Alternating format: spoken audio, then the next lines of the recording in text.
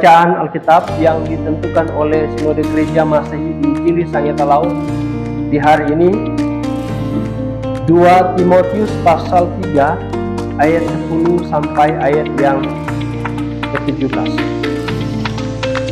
Mari saya mengajak kita untuk membaca secara bersama-sama. Mari kita mulai. Iman bertumbuh dalam penganiayaan dan dalam pembacaan kitab suci.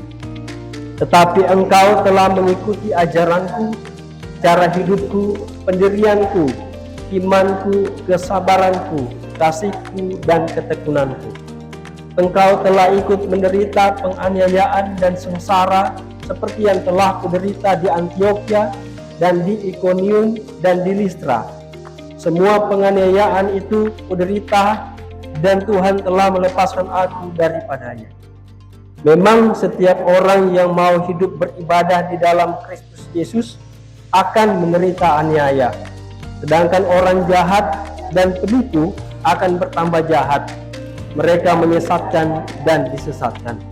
Tetapi hendaklah engkau tetap berpegang pada kebenaran yang telah engkau terima dan engkau yakini, dengan selalu mengingat orang yang telah mengajarkannya kepadamu. Ingatlah juga bahwa dari kecil engkau sudah mengenal kitab suci yang dapat memberi hikmat kepadamu dan menuntun engkau kepada keselamatan oleh iman kepada Kristus Yesus.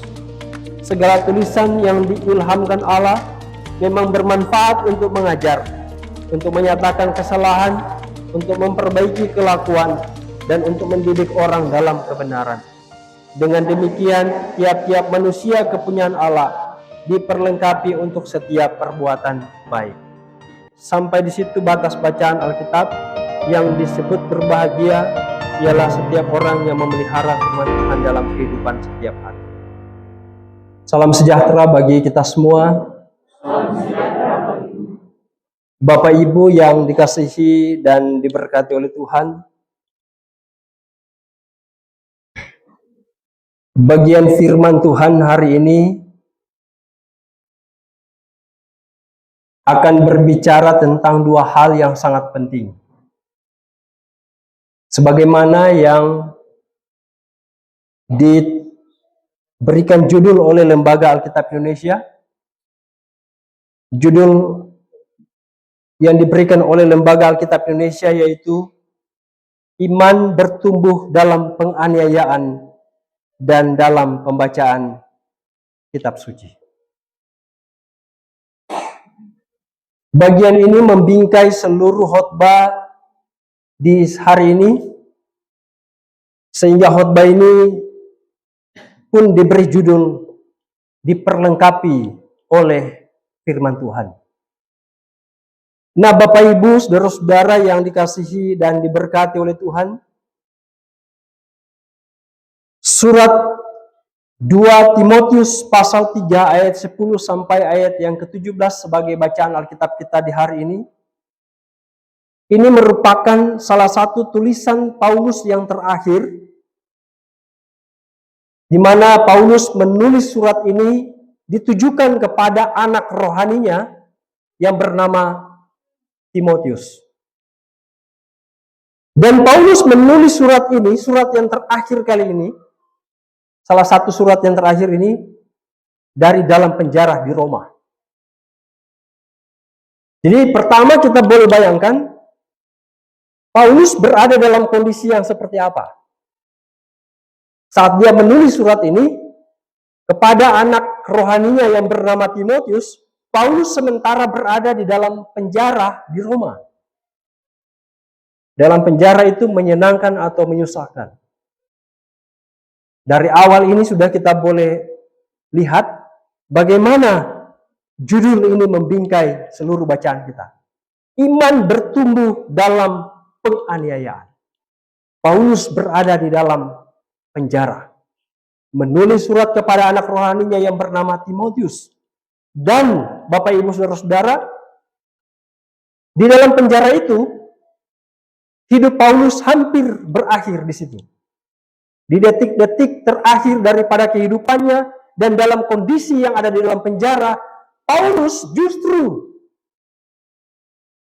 melihat bagian itu bukan sebagai sesuatu yang menyedihkan, tetapi melihat bagian itu sebagai sebuah kesetiaan kepada Tuhan.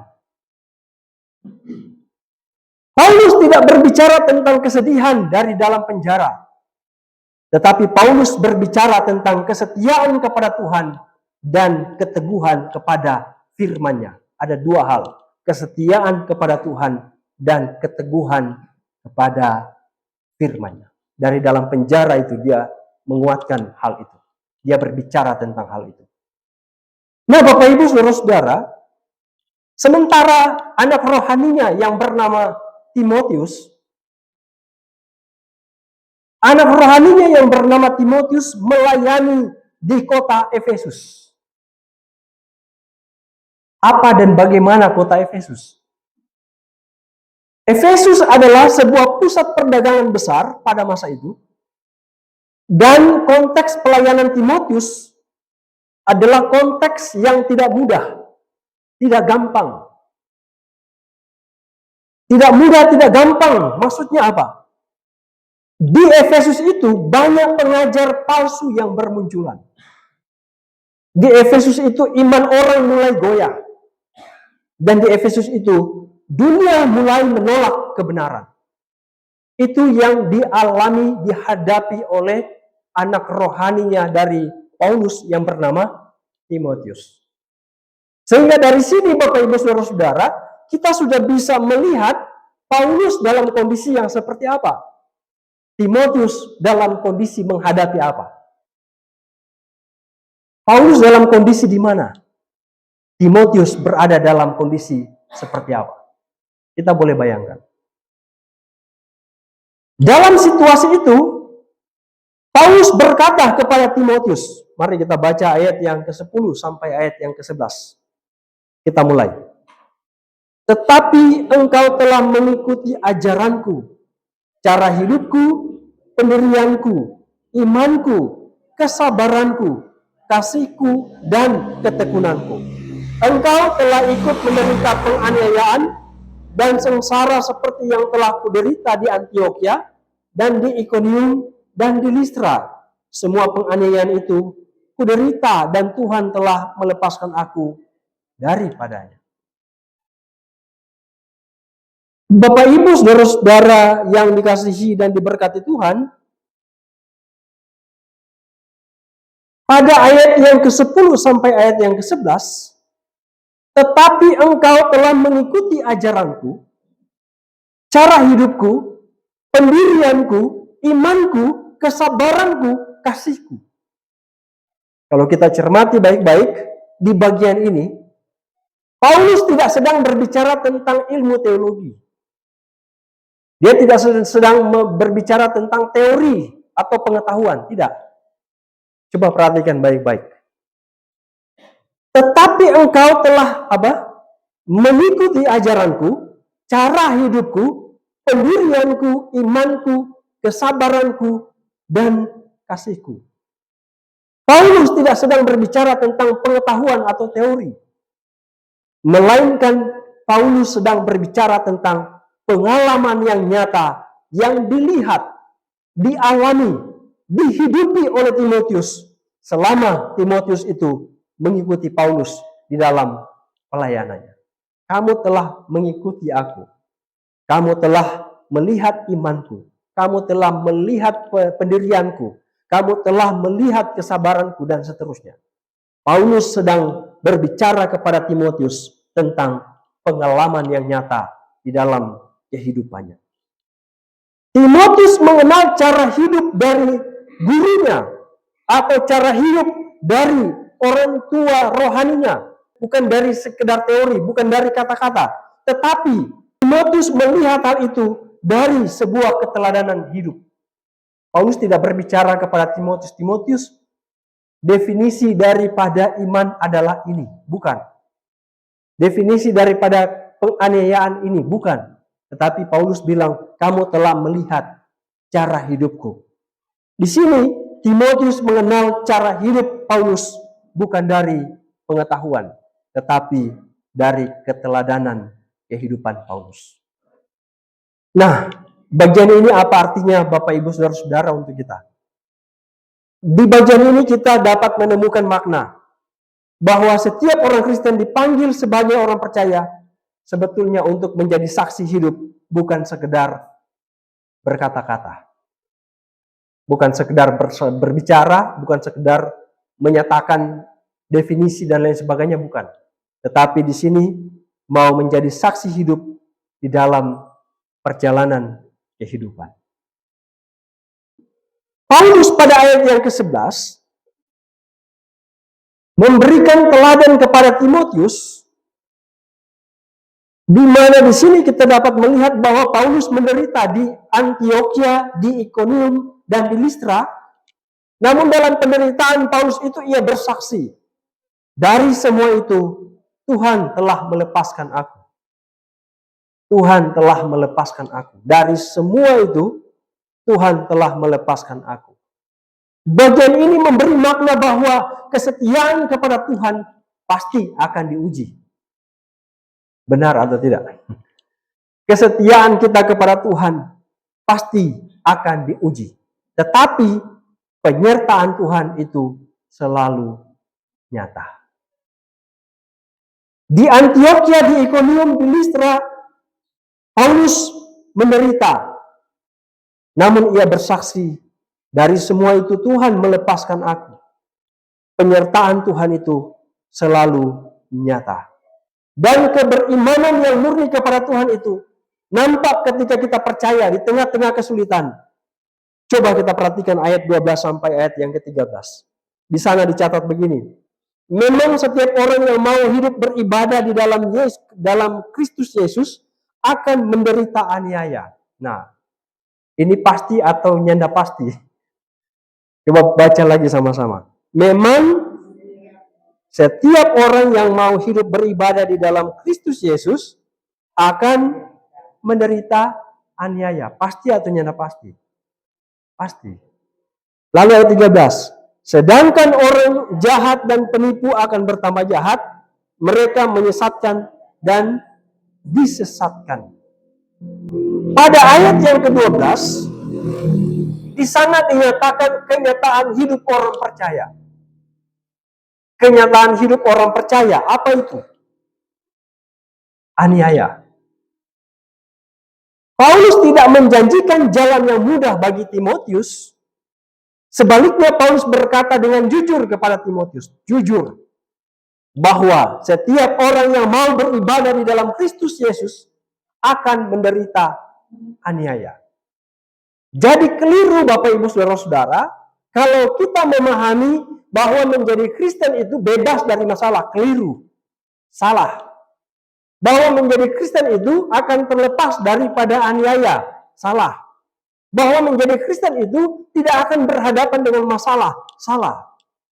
Justru menjadi Kristen itu akan berhadapan dengan persoalan dalam kehidupan. Saya senang sekali lagi dengan lagu Tak Pernah Tuhan Janji Hidupku Tak Akan Berduri, tak pernah Dia janji lautan tenang. Bahwa hidup itu pasti berduri dan bahwa lautan itu pasti bergelombang. Tidak ada hidup tanpa duri. Tidak ada lautan itu tenang. Itu gambaran yang mau menyatakan, mau menjelaskan bahwa kehidupan orang percaya itu akan menghadapi gelombang masalah.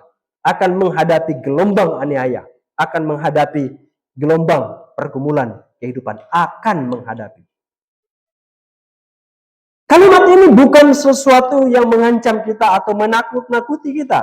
Kalau begitu sudah jadi Kristen supaya bebas dari masalah. Bukan menakut-nakuti kita atau mengancam, melainkan pernyataan rohani yang realistis daripada Paulus bahwa menjadi pengikut Kristus yang beribadah setia kepada Kristus itu pasti akan dianiaya. Kalimat ini bukan ancaman melainkan pernyataan realistis, pernyataan rohani yang sangat realistis, sangat masuk di akal, sangat masuk di dalam logika. Kehidupan orang yang sungguh mengikut Yesus Kristus tidak akan diterima oleh dunia. Ini perlu kita garis bawahi. tidak akan diterima oleh dunia. Dunia orang yang melakukan kejahatan, dunia orang yang menyesatkan tidak akan menerima orang yang mengikut Kristus. Sebab dunia dikuasai oleh nilai-nilai yang bertentangan dengan kebenaran Allah. Menderita, aniaya. Apa artinya? Bagaimana maksudnya? Ayat yang ke-12 tadi menarik. Memang setiap orang yang mau beribadah di dalam Kristus Yesus akan menderita aniaya. Maksudnya bagaimana? Bahasa Yunaninya adalah dioktesontai. Dioktesontai berarti ditekan, dihajar, dianiaya karena iman. Itu artinya. Jadi bukan cuma ditekan, dianiaya, tetapi ada di lanjut karena iman. Ditekan, dikejar, dianiaya karena iman. Dalam arti penderitaan itu bukan akibat kesalahan sendiri. Bukan. Penderitaan itu bukan akibat kesalahan sendiri, melainkan karena kesetiaan kepada Kristus Yesus. Ini bukan kesalahan sendiri, melainkan ini karena kesetiaan kepada Kristus. Beda. Misalnya, ada yang mencuri, masuk penjara, kesalahan sendiri atau karena kesetiaan kepada Kristus. Di sini kita bisa membedakan. Semakin orang beribadah kepada Tuhan, semakin dia mendekat kepada Tuhan, maka dia semakin akan dibenci oleh orang-orang yang menganut nilai-nilai ketidakbenaran. Orang-orang yang menganut nilai-nilai yang menyesatkan. Paulus ingin Timotius memahami bahwa penderitaan ini bukanlah tanda kutuk. Bukan. Ini penting bagi kita. Penderitaan yang dialami oleh orang-orang percaya yang berpegang teguh pada keberimanannya itu bukan tanda kutuk, melainkan tanda kesetiaan kepada Kristus. Hal ini sangat berbeda dengan apa yang dicatat pada ayat 13, di mana dosa memiliki sifat menular dan menarik orang lain masuk ke dalamnya. Berbeda. Kalau orang percaya itu, semakin dia percaya, semakin dibenci. Kalau orang yang berbuat dosa itu, semakin menularkan keberdosaan dan semakin menularkan kesesatannya, sehingga banyak orang masuk ke dalamnya. Paulus mengingatkan Timotius bahwa Timotius yang menghadapi kondisi yang sangat berbahaya itu perlu memahami hal-hal tentang kesetiaan kepada Kristus. Semakin dia setia kepada Kristus, semakin dia akan dibenci di dalam konteks layanannya. Semakin dia akan dibenci. Nah, di sini Bapak Ibu Saudara-saudara, Paulus bukan hanya mengingatkan Timotius, tetapi mengingatkan kita semua bahwa jalan iman bukanlah jalan yang mudah. Bukanlah jalan yang gampang. Tetapi di jalan yang tidak gampang itu, di jalan yang tidak mudah itu, di jalan itu kita ditemani oleh Yesus Kristus itu sendiri. Meskipun hidup bergelombang, meskipun jalan kita berduri, tetapi ingat satu hal, bahwa kita ditemani oleh Tuhan Yesus Kristus. Betul bahwa kamu akan mengalami penganiayaan. Betul bahwa kamu akan ditekan. Betul bahwa kamu akan dikejar. Tetapi satu hal yang jangan pernah kamu lupakan, bahwa kamu ditemani oleh Kristus Yesus itu sendiri. Ayat 14 sampai ayat yang ke-15 dicatat begini. Tetapi hendaklah engkau tetap berpegang pada kebenaran yang telah engkau terima dan engkau yakini, dengan selalu mengingat orang yang telah mengajarkannya kepadamu. Ingatlah juga bahwa dari kecil engkau sudah mengenal kitab suci yang dapat memberikan hikmat kepadamu dan menuntun engkau pada keselamatan oleh iman kepada Yesus Kristus. Tetaplah berpegang pada kebenaran. Tetaplah berpegang pada kebenaran. Kata tetaplah dalam bahasa Yunani itu mene. Artinya tinggallah dengan teguh, teruslah berdiam di dalamnya. Tetaplah berpegang pada kebenaran, tinggallah di dalamnya. Lalu teruslah berdiam di dalamnya. Bagaimana kondisi yang ada di sekitar, teruslah diam di dalam firman itu. Paulus tahu bahwa dunia akan semakin menyesatkan. Seperti pada ayat yang ke-13 tadi. Dunia akan semakin menyesatkan. Orang jahat dan penipu akan bertambah jahat. Mereka menyesatkan dan disesatkan. Paulus tahu bahwa dunia akan semakin menyesatkan. Karena itu Timotius harus selalu berpegang pada ajaran yang benar yang ia pelajari sejak kecil. Nah, maksudnya bagaimana ini? Timotius harus berpegang pada ajaran yang benar yang ia pelajari sejak kecil. Sejak kecil sudah mengenal kitab suci. Dari mana Timotius mengenal kitab suci? Dari ibunya yang bernama Eunike dan neneknya yang bernama Lois. Eunike dan Lois orang tua yang mengajarkan kitab suci sejak dari kecil. Mengajarkan kitab suci sejak dari kecil. Sejak kecil, Timotius telah mengenal kitab suci. Paulus bilang, bukan cuman dari kehidupan Paulus, Timotius melihat firman Tuhan. Tetapi ternyata Timotius sudah dari kecil diajarkan oleh orang tuanya. Apa artinya? Artinya adalah ada peran keluarga rohani serta pendidikan iman sejak dini. Ada peran keluarga rohani dan pendidikan iman sejak dini. Timotius sejak kecil diajar firman oleh ibunya Eunike dan oleh neneknya yang bernama Lois. Ini menjadi motivasi bagi kita orang tua untuk mewariskan firman Allah kepada anak-anak kita, kepada generasi selanjutnya. Ini berarti Bapak Ibu Saudara-saudara, di tengah dunia yang semakin menyesatkan, kita dipanggil untuk bertekun pada kebenaran yang tidak berubah, yaitu firman Tuhan. Karena iman yang sejati tidak bergantung pada situasi, melainkan pada akar yang tertanam di dalam firman Tuhan itu sendiri. Nah, Bapak Ibu Saudara-saudara, di sini mau mengajarkan kepada kita bahwa peran sebagai orang tua itu sangat penting sekali. Peran sebagai keluarga rohani itu sangat penting sekali. Ayat 16 sampai ayat yang ke-17, ayat ini adalah ayat puncak pengajaran Paulus tentang firman Allah. Ayat 16 sampai 17 dicatat begini. Segala tulisan yang diilhamkan Allah memang bermanfaat untuk mengajar, untuk menyatakan kesalahan, untuk memperbaiki kelakuan, dan untuk mendidik orang dalam kebenaran. Dengan demikian tiap-tiap manusia punya kepunyaan Allah diperlengkapi untuk setiap perbuatan baik. Ayat ini adalah ayat puncak pengajaran Paulus tentang firman Allah. Ini menunjukkan bahwa kitab suci itu bukan sekedar media. Bukan. Kitab suci itu bukan sekedar media, bukan sekedar buku, bukan sekedar teori, bukan. Tetapi kitab suci itu adalah nafas Allah sendiri. Nafas Allah sendiri itu bahasa Yunaninya adalah theopneustos. Yang diilhamkan Allah, DP bahasa Yunani adalah theopneustos, artinya dinafaskan oleh Allah. Nah, firman Allah berfungsi mengajarkan. Mengajarkan artinya menunjuk jalan kebenaran.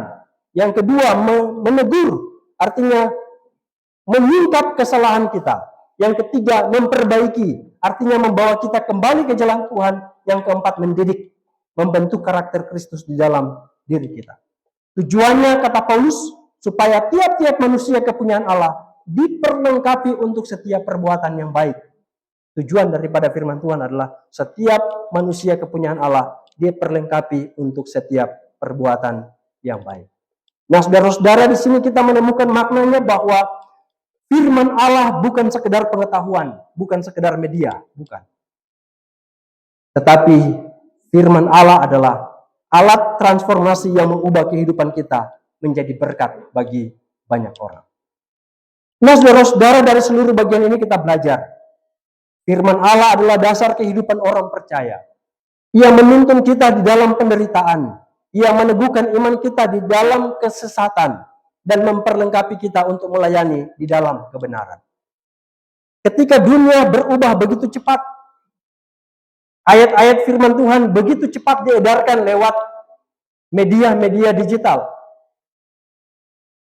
Persoalannya, apakah firman Tuhan itu masuk di dalam kehidupan kita? Coba hitung, berapa banyak orang yang berstatus pakai firman Tuhan? Begitu firman Tuhan masuk ke platform elektronik digital, dia beredar secara cepat, tetapi lemahnya adalah orang begitu cepat mengabaikan. Ketika nilai-nilai iman sering tergeser oleh perubahan zaman, kita diingatkan oleh Paulus, tetaplah berpegang pada kebenaran yang engkau terima.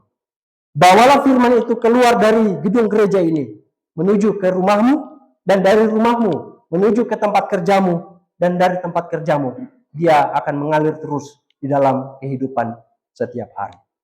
Iman yang bertahan bukan iman yang hanya tahu tentang ayat. Iman yang bertahan bukan iman yang hafal tentang ayat, bukan sekedar hafal, tetapi iman yang berakar pada firman Tuhan yang dihidupi dalam kehidupan setiap hari. Tuhan Yesus memberkati kita. Amin.